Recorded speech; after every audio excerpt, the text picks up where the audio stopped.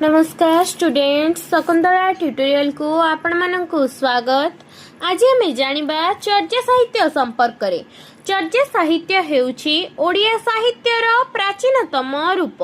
एहा बौद्ध सिद्धाचार्य मानक द्वारा रचित। एहार भाषा सरल किंतु गुप्त अर्थ रे भरी रही थाए, तेणु एहाकु संध्या भाषा मध्य कुहा जाई थाए। धर्म और तत्व ज्ञानर यह प्रतिबिंब अटे।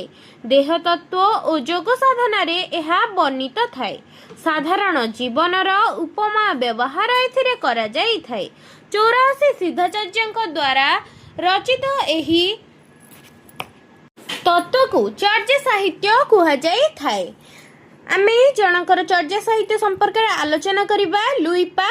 लुईपांकर कण का तरुबर पंचबिडाल चंचल चिए पैठा काल दीढ़ करिया महासुआ परिमाण लुई भणई गुरु पुछिय जान। एहा कहार ना लुईपांकर चर्या गीतिका।